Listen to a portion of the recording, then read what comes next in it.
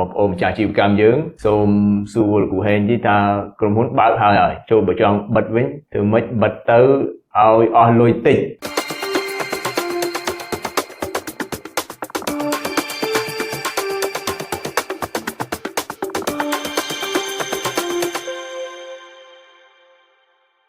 បាទសូមជម្រាបសួរលោកស្រីអ្នកនាងកញ្ញាទីមេត្រីបាទថ្ងៃនេះលោកគ្រូហេងមានប្រធានបទថ្មីមួយទៀតហើយយើងទទួលបានសំណូមពរពីបងប្អូនម្ចាស់អាជីវកម្មយើងបាទសូមសួរលោកគ្រូហេងទីថាក្រុមហ៊ុនបើកហើយចូលបើចង់បិទវិញធ្វើម៉េចបិទទៅឲ្យអស់លុយតិចសំណួរនេះគឺជាសំណួរដែលបងប្អូនម្ចាស់អាជីវកម្មយើងតែងតែសួរមកខ្ញុំហើយមុននឹងខ្ញុំបកស្រាយលើសំណួរនេះខ្ញុំសូមជម្រាបថាការដែលយើងចុះបញ្ជីក្រសួងពាណិជ្ជកម្មបើកក្រុមហ៊ុនហ្នឹងក៏គេមានសេចក្តីណែនាំនៅក្នុងប្រកាសហ្នឹងឲ្យយើងបិទដែរអញ្ចឹងបានថានៅក្នុងច្បាប់ពាណិជ្ជកម្មយើងមានបើកហើយក៏មានការណែនាំស្តីអំពីការបិទដែរអញ្ចឹងខ្ញុំលើកពីរចំណុចដើម្បីឲ្យបងប្អូនម្ចាស់អាជីវកម្មយើងស្វែងយល់ការបិទមាន2ទី1ការបិទដោយស្ម័គ្រចិត្តហ្នឹងហើយទី2គឺការបិទដោយខ្សែធនអញ្ចឹងពីរហ្នឹងខុសគ្នារបៀបម៉េចបាទការបិទដោយស្ម័គ្រចិត្តហ្នឹងគឺថាយើងរកទទួលទានទៅហើយយើងមើលទៅថាប្រតិបត្តិការយើងមិនទៅមុខទេអញ្ចឹងទៅខាតរហូតអីអញ្ចឹងទៅហើយយើងសុំទៅក្រសួងពាក់ព័ន្ធយើងដែលគេផ្ដល់អាជ្ញាប័ណ្ណយើងហ្នឹងដើម្បីបិទដោយស្ម័គ្រចិត្តហ្នឹងដោយគ្មានការបង្ខិតបង្ខំទេហើយមួយទៀតហ្នឹងគឺយើងដោយខ្សែធនហ្នឹងគឺថាដោយសារតែអាជីវកម្មយើងហ្នឹងមិនមានលទ្ធភាពក្នុងការសងក៏ទូទាត់សំណងដូចជាទៅលើបុគ្គលិកឬក៏ទៅលើ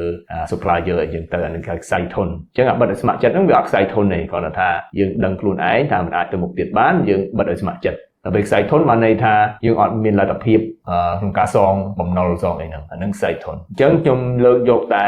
ការបិទដោយស្ម័គ្រចិត្តទេវាមានលក្ខណៈងាយជាងពីព្រោះការបិទស្ម័គ្រចិត្តបានន័យថាវាមិនសូវស្មុគស្មាញទេអញ្ចឹងឧទាហរណ៍ដូចខ្ញុំជម្រាបខាងដើមអញ្ចឹងថាបើយើងដឹងខ្លួន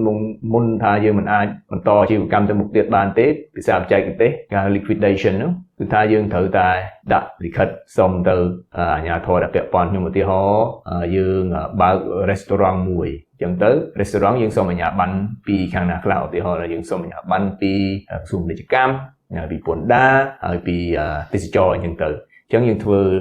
រូវធ្វើការជួលដំណឹងហ្នឹងទៅគ្រប់ស្ថាប័នទាំងអស់ហើយចុងក្រោយគឺយើងត្រូវបិទនៅក្រសួងពាណិជ្ជកម្មអញ្ចឹងតាមប្រកាសថ្មីនោះរបស់ក្រសួងពាណិជ្ជកម្មចង់បិទឲ្យបានត្រឹមត្រូវគឺថាយើងត្រូវតែងតាំងអ្នកជំរះបញ្ជីហ្នឹងគឺជាអ្នកដែលមានអាជ្ញាប័ណ្ណពីអាកាអញ្ចឹងយើងត្រូវមើលដែរអ្នកមានអាជ្ញាប័ណ្ណពីអាកាហ្នឹងគឺ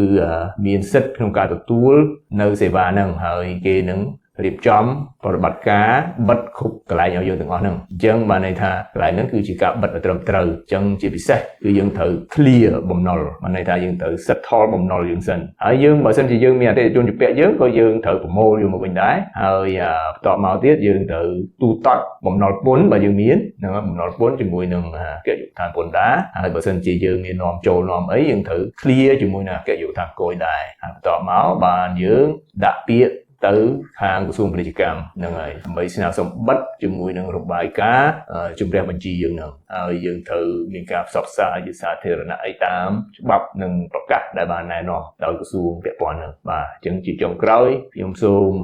ជម្រាបជូនបងប្អូនម្ចាស់អាជីវកម្មយើងថាបើសិនជាយើងចង់បិទឲ្យអស់លុយតិចអាហ្នឹងយើងត្រូវគោរពទៅតាមច្បាប់ហើយវាកាត់បន្ថយហានិភ័យទៅថ្ងៃក្រោយសូមបងប្អូនម្ចាស់អាជីវកម្មស្វែងរកអ្នកជំរះបញ្ជីដែលមានអាជ្ញាប័ណ្ណត្រឹមត្រូវពីអាកាសូមអរគុណ